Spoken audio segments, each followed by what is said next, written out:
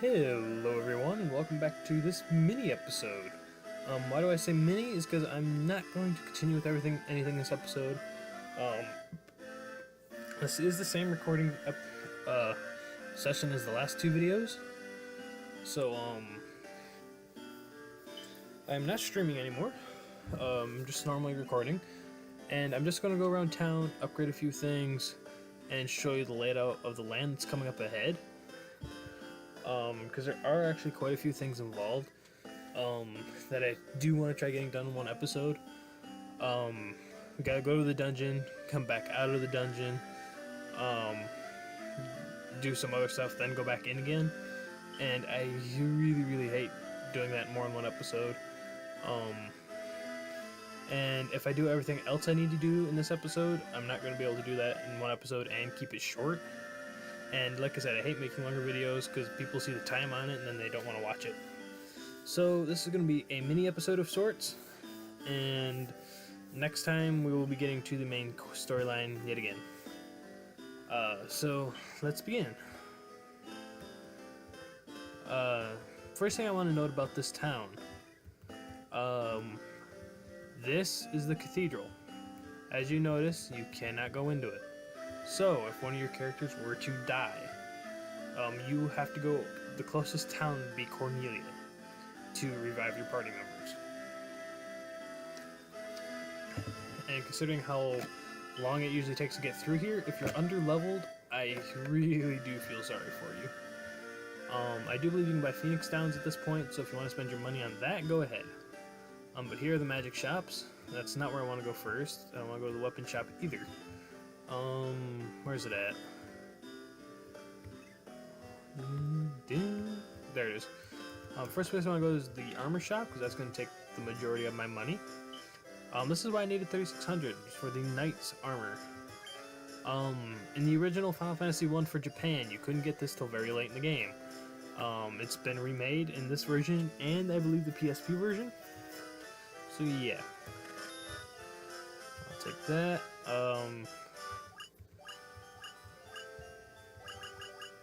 I could get silver armlets for those two, but I'm going to grind a bit more money before doing that. Now for the weapons. If you went around and got all the chests, there shouldn't be any weapons here better than what you have. Technically, the longsword is stronger attack-wise. Like I said, the ones we do more damage to specific enemies, so I'm going to keep those equipped. So you save some money there. This is what's going to take probably the rest of your money. I can buy 4 spells right now. Life and Hura are going to be the ones I get right now. Unless you plan on doing more grinding, you're not going to need Diaga. As much as I recommend Diara, Diaga is not going to be needed because there aren't too many more undead enemies after this dungeon. This dungeon, there's quite a few, so if you want to get it, forget it, and then learn something else coming up, by all means, go ahead. I'm personally not going to get it as much as I am tempted to. But I do like making things challenging, so I'm going to leave that alone. But for this visit, I'm going to go ahead and get Life and Hura. Later, I'm going to come back and get Kiraga after I get a bit more money. Yeah. And then the next part I want to visit is this. Scourge instantly kills all foes. And notice that the Black Mage can't learn Teleport. So if you want to get the other 3 for now, and then come back and get this later, go ahead. Let's see. Reduces one foe's number of attacks. Don't really need that. These right here are the 3 I usually get. I'm gonna go with Faraga and Scourge for now because I can't get Teleport. And targeting a single enemy isn't that helpful. Yes, it's more likely to give the effect, and it's helpful against bosses. But honestly, the bosses in this game aren't too difficult unless you're really underleveled. That's all I wanted to do in town. But I do want to give you a little bit of the lay of the land. After this fight.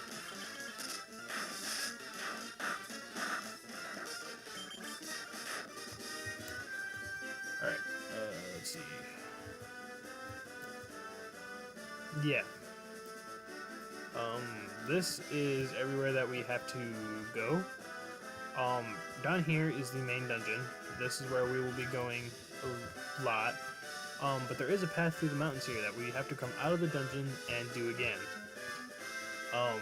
So I'm going to be holding off on that for now. And here's a place we gotta go to get an item to go further into the shrine. After we do the one thing, come back out, and then come through the mountains. So yeah, it is a pretty lengthy trip. However, if you wanted to, you could actually dock here and come to this town here.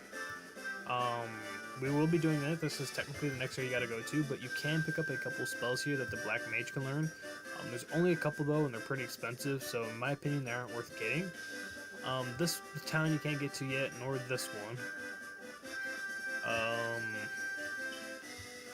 And then this over here is where we've already been. So, yeah, you can come to here, get a couple of spells early on. I'm personally not going to do that. I got the main stuff I wanted in town, but I'm going to go ahead and equip my new stuff before I do anything.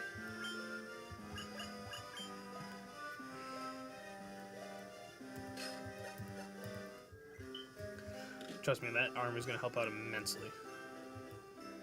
I'm going to stay the night to go ahead and heal up.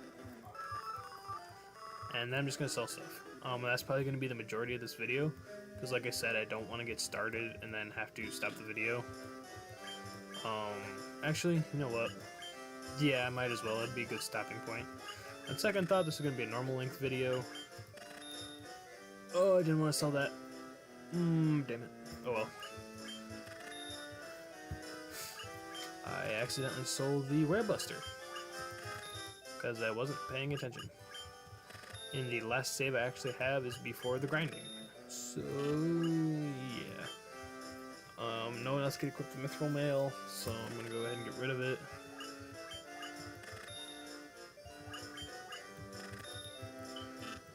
Let's see. Helm don't need. Copper armlet don't need. Bronze gloves don't need. Ice shield. Oh, I got 3 of them? Yeah, look at that. Due to the grinding, we got the ice shield early too, which is also good for the warrior. Not so good for everyone else because he'll take like 1 damage from most enemies, where they'll take 100 or 200. So yeah, that's not necessarily a good thing. I'm gonna go ahead and finish off their armor for now. For the simple fact that I got the spells I pretty much need, so silver armlet. Alright. Equipment. Silver. Silver. Alright. That's pretty much all I need for now. Unless this copper armlet's get me back up to 4,000. I don't think they will though. No, I didn't think so. How much do these ice shields sell for, actually? Okay, then. I will be getting more of these later, and I don't need more of those 2 right now, so yeah, I actually had enough to do everything I wanted to do. Kiraga? And I can't get teleport yet, and I don't really need Slowra, so I'm gonna hold off on that. Okay. But, like I said, first place we want to go to here is to the south.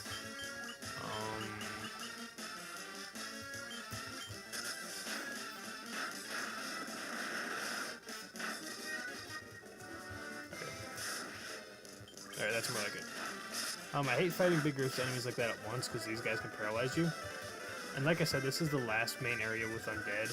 Yes, there is undead later, but it's nothing to actually be concerned about.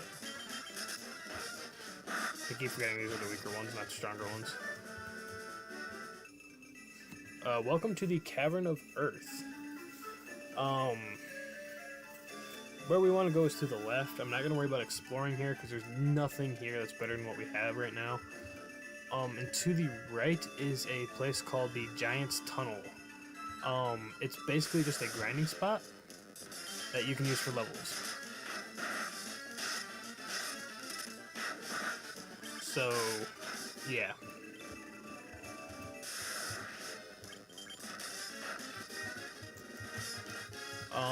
Almost every square you step on is a square that triggers a fight. Oh, before I go continue about the Giant's Passage, there's a lot of treasure chests in this place that are guarded by Earth Elementals. So, and they're not exactly the easiest things to take out, as you can see. Even your knight doesn't do a whole bunch of damage to them. One major thing I have with this place is an enemy that's on the lower floors. They don't do a whole lot of damage to you, but their basic attack can turn you to stone. Ooh. Gargoyles! Gargoyles galore! I wish I would have seen that before I sped through the attack so I could use Faraga. Oh well. They're not doing a whole lot of damage to me, so I'm not too worried.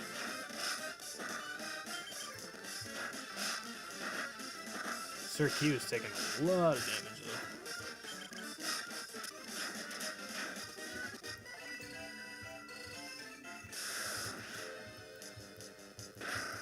Cobras.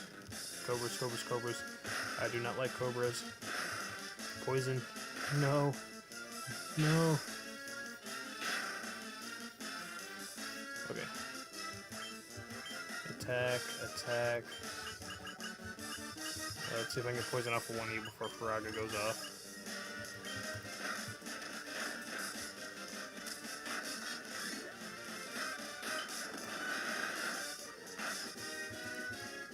There. Oop, yeah, forgot I had one more poison.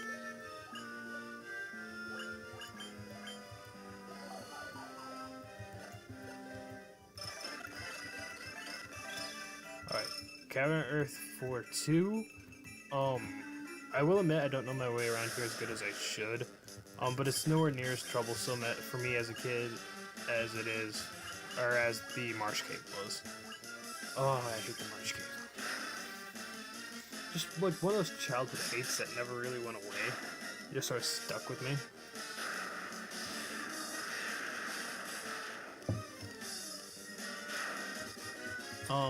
And unless you're overloaded like I am and have a bit extra magic to spend, I wouldn't recommend spamming spells, because it is a long trip back out.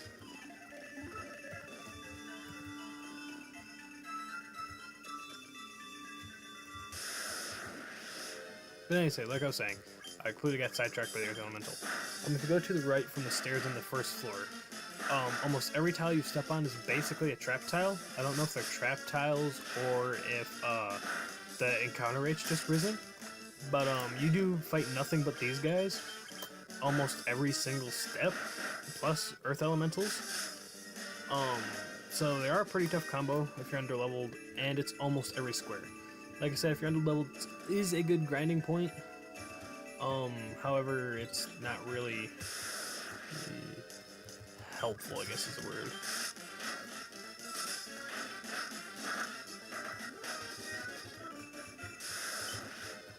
What the? Why do I got the feeling that one of those was a pressure plate?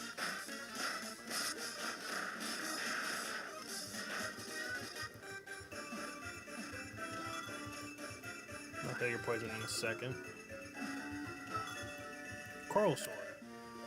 I don't know if you can equip that. If you do, it'll be better than the Ruby. Yes, you can. Good against aquatic foes. It's gonna be a while before we deal with too many more of those, unless we go out sailing somewhere. But it does have higher attack than the Rune Sword, and we don't fight too many mages in this game. Honestly, in my opinion, the Rune Blade is a waste. But that's just me.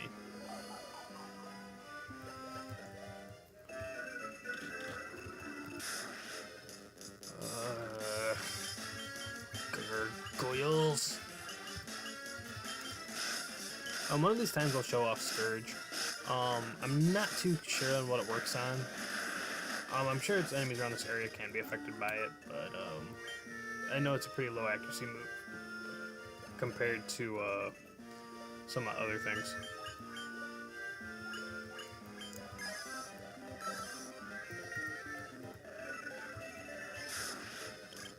A lot like Heal, Hirara heals the entire party. I don't think I mentioned that.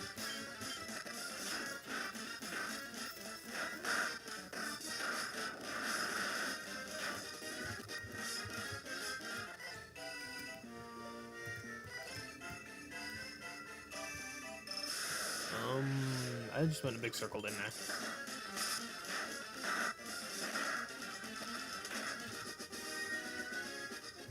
Yeah, like I said, this place isn't as bad to me as a kid as the gift shrine was. This is more of a trial and error sort of area because it kept looping around, whereas I just completely got lost in the last area.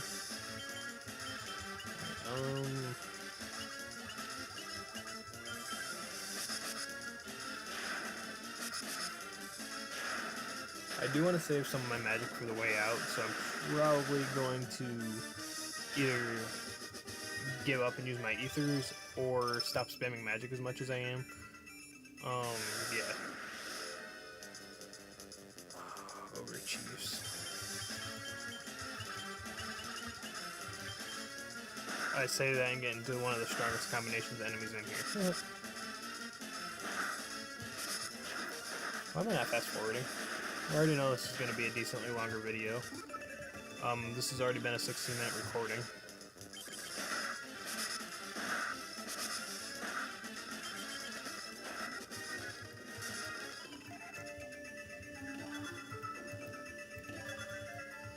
Leather shield? That's kind of helpful at this point.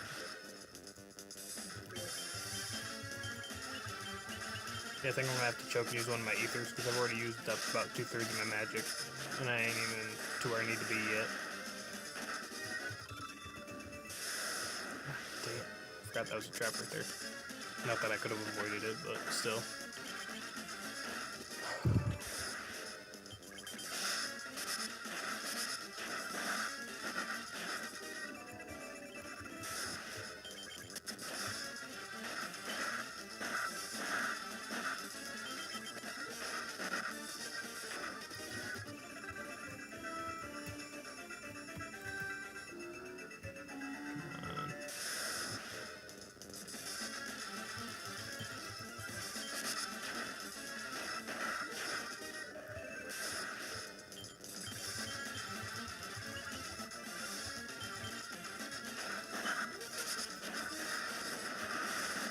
Oh, and I've decided I'm not going to do the Earth Gift Shrine until after the party gets advanced. For the simple fact that even if I can make it through there, it's going to give me quite a few levels, and I don't want that before I advance my characters. So I'm going to wait a bit on that one.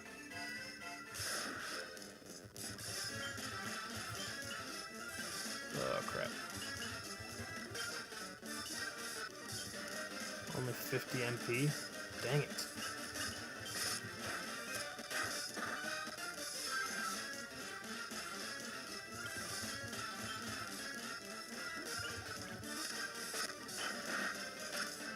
This just got a lot more troublesome.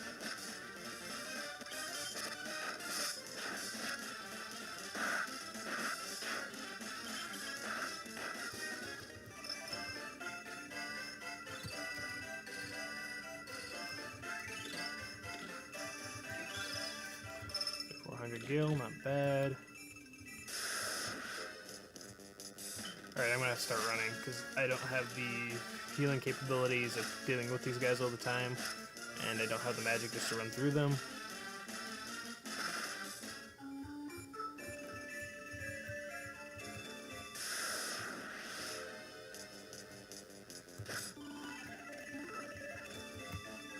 This is where I gotta go, isn't it?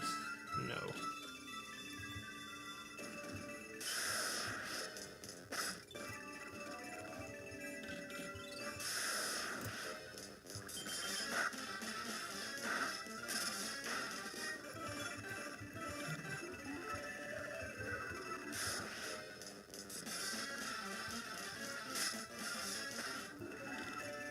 Alright, here we go. See this off-colored bat? Talk to it. All things in this world are destined to end in death. The seal cannot be broken, and so the earth shall rot.